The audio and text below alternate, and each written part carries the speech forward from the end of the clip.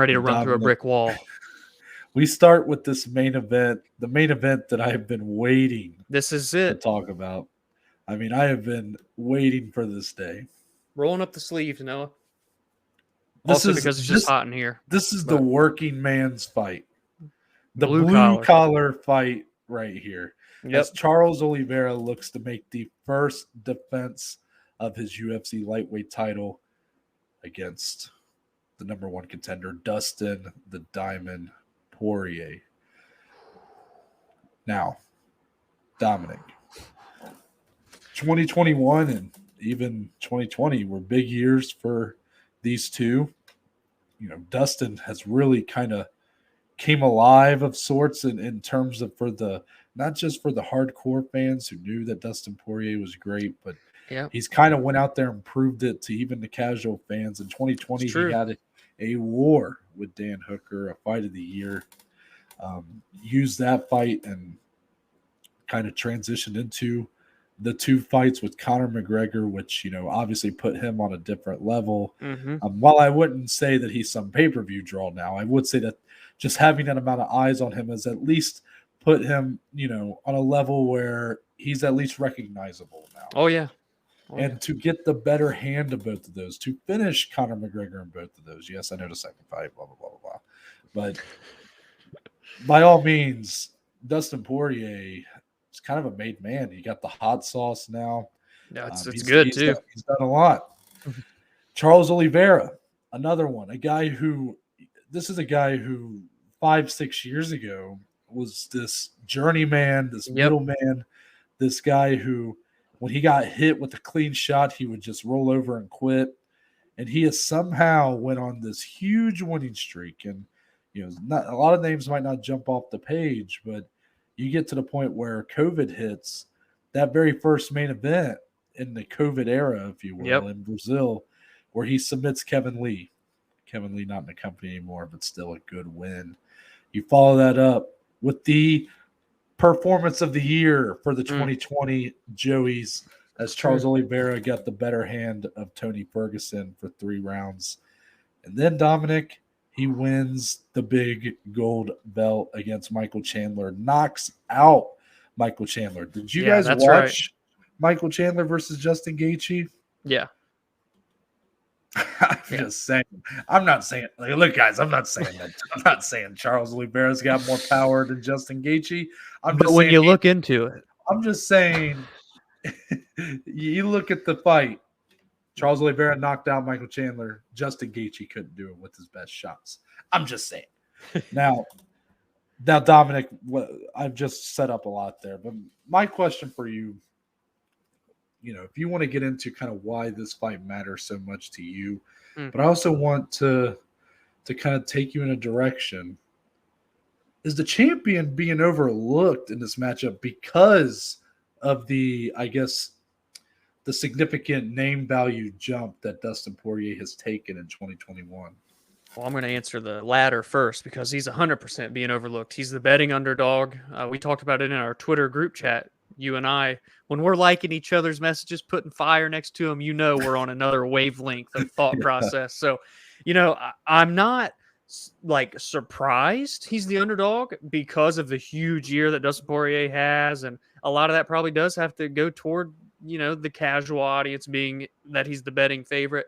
But Charles Oliveira, man, he has done nothing but improve fight by fight. He's won 9 fights in a row. Okay.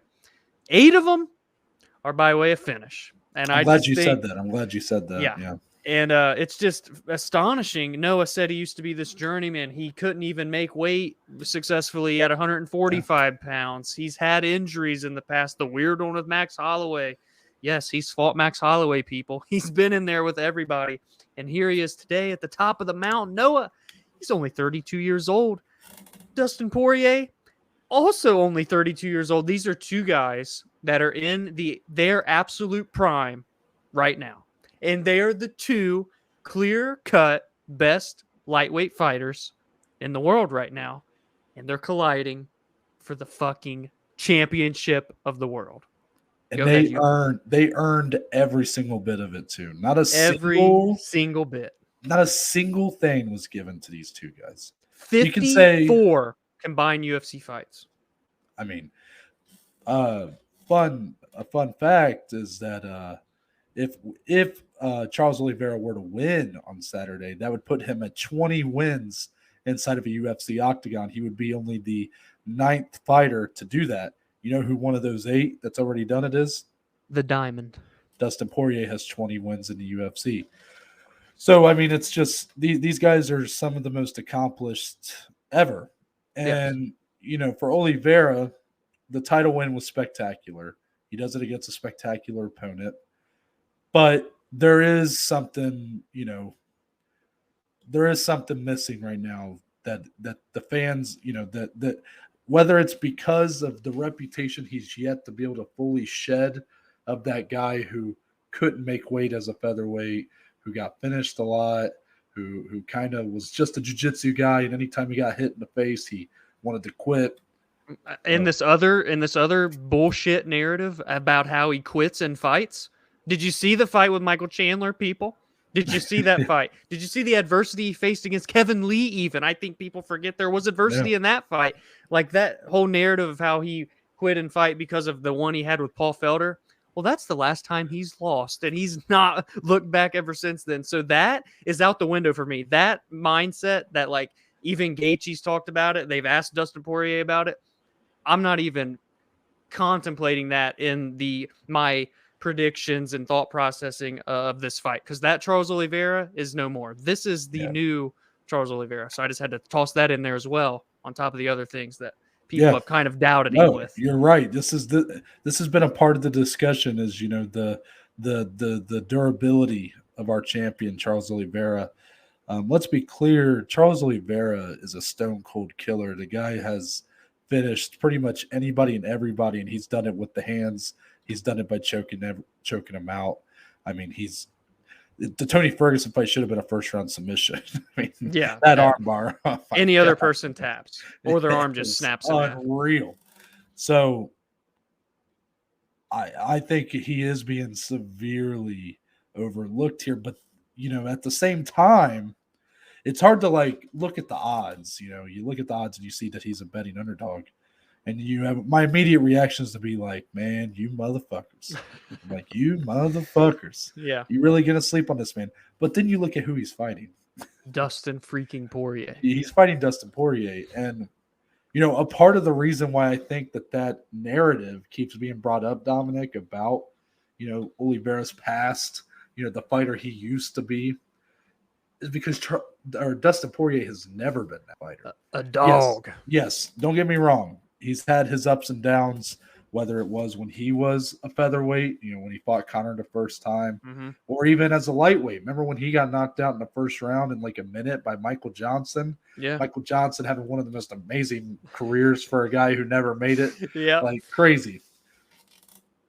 But he's never been a guy who's looked at as like a quitter. He's never looked for a way out. He's been in so many wars in his career, and for the most part, he's gotten the better of those wars. And that's a very, necessary point to make. I mean, look at this guy did take out Justin Gaethje and Eddie Alvarez and Conor twice. And I mean, Dan Hooker, Anthony Pettis, yes. I mean, the resume speaks for itself. Yeah, it's crazy. And it's not just an Oliveira. I hate when people use they try to tear down one guy to build up another. That doesn't need to be done here. Like, sure, Oliveira has that past and whatever, and you can say whatever about his resume. The reality is Dustin Poirier's resume is better than probably any fighter in any division, especially for a guy who's never won the belt. Yeah. At least the undisputed. He beat Max Holloway, which is a name I didn't even bring up right there. Yeah. He outboxed Max Holloway for 5 rounds. He's beat Max twice. Beat him at featherweight too. I mean, he outboxed him. This is the guy. Oh, did you see what he did to Calvin Kattar? I mean, did you see people? That's why he's the favorite in this fight. So it's hard to say that they're wrong for that. Right. But Let's just call it I, even. I don't know what direction this fight's going to go. I don't know Mm. who's going to win, if I'm being honest. Obviously, we don't know. But in terms of even giving, in my head, having a prediction, I don't know. Oh, this is a coin flip if I've ever I've seen it. loved the rise of Oliveira. I've been big on that. We've been big supporters of him. And, as much as I try to stay neutral in the fights I watch, and I love Michael Chandler too, when that title fight happened and Oliveira got the knockout and won, I leaped from your couch. Yeah. And was screaming. It's been a long time since Stipe beat Daniel Cormier the third time that I think I've done that. So obviously his rise has had a big effect on me. But man, Dustin Poirier, that first fight in 2021 with Conor, the second fight overall, when he knocked out Conor McGregor, it gave me the opposite reaction. It left me fucking speechless. Me and our good friend Tyler Porter, who is a big Conor McGregor fan, and Dominic decided in a trance. He decided to rub it in unintentionally. No, you really didn't. You just said oh my God, he did it. I couldn't believe it. Yeah, you had that reaction. Then I was speechless. Yeah. So it's one guy just completely left me couldn't react at all, couldn't say anything, and one guy had me at an emotional high. And that's not because I like or dislike either guy anymore. I love both these guys. It's just they have given me such diverse yet equally impactful reactions this year. And while I can't predict a winner, I think I can say with pretty much 90% certainty in my heart, this fight doesn't go 5 rounds, Dominic. Are you going to go that far? Do you not want to go that far? I can't see it. During my notes and when I try to make my predictions, we don't give them on air anymore, but we still have our predictions in mind. And I'm just how is this going to go? And every kind of outcome that I put through my brain, none of them go 5 rounds, man. The way that these guys fight and the way that they're going to counteract with each other, and they're just finishers to the core. That's Charles Oliveira specifically has 19 wins, as Noah said in the UFC. 17 of them are via finish. He doesn't. What is the distance? Charles Oliveira don't know what that is. I will say, if it does go later rounds, and I'm not knocking on the heart of Oliveira, that narrative I already discussed, but you still got to lean toward Poirier because we've simply seen him in these dog fights. We've seen him go 5 rounds. We've not necessarily seen the 25 minutes of Oliveira. We've seen 15 damn good minutes, but the extra 10 is a whole nother ball game. So it's going to be just a dog fight if it goes all 5. But no, I don't see it. I can't. I simply can't. I don't see this fight going past. I'm going to say if it goes into the 3rd round, I think that's a good, we're getting a damn good fight. Yeah. I'm in the same boat. If it makes it through half, 2.5, I don't know what the over under is on the rounds, but I'm saying if it goes over 2.5 rounds, I would be significantly surprised by that. And that's for good reason, because these two are going to leave. They're going to try to leave nothing to chance here. They don't want to leave it to the judges' scorecards. No. And their styles are they're so good at what they do that there's no doubt one of them's going to get an upper hand. One of them's going to land a good shot. One of them's going to find themselves in an opportunity to finish this fight, and they're going to take it.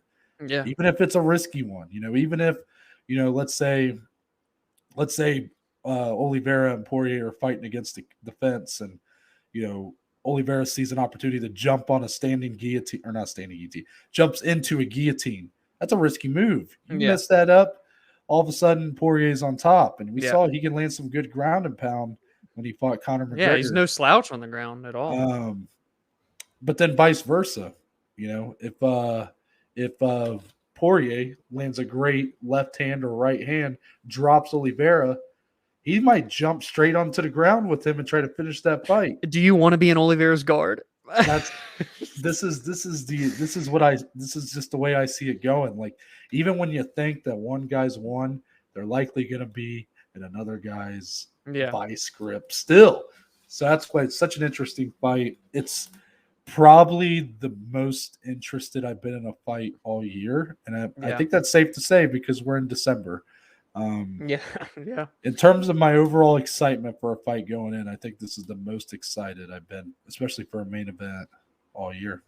I mean, we're just talking the two top guys, a coin flip fight, man. Like, there's a lot of close fights on paper that we break down over the course of this podcast, but this is one of them that is just so insanely razor thin with so many strengths that both guys hold, and really neither guy have hardly any weaknesses. We're in for quite a treat, regardless of who wins, how they win. It's going to be something. This might be a question for Monday, but I'm just going to go ahead and ask you now. If Dustin Poirier wins, does he retire on Saturday? Prior to media day, I may have been very strongly leaning toward yes. But he had an interview with Bisping with BT Sport, and he kind of laid out and made it clear that no, if he wins, he does want to defend the belt. And he said he still has a vision of making one appearance at 170 pounds. But what he did say is that regardless, I'm not going to be as active. I'm not going to be a 3-4 fight per year guy after this one. So take that with what you will. And I told our friend in our group chat, like, I said, go watch that interview. He kind of laid it out, but take it with a grain of salt, right? Because at the end of the day, if this is a war and he gives it his all and he gets that belt, that he says time and time again, this is the one thing left to check off the list. I'm still leaving that possibility open for Poirier regardless. Yeah, I've not been one of those people that thinks he's going to retire. I know that that's been out there and for good reason. But I've been one of those people that thinks he's going to at least defend, if he were to win, I'm saying on Saturday. Yeah. I think he will look to defend that belt at least once. If he loses, I'd be interested to see kind of what would be next for him. That's a Monday discussion, though, so we'll leave that for then. Fair enough. Go, man.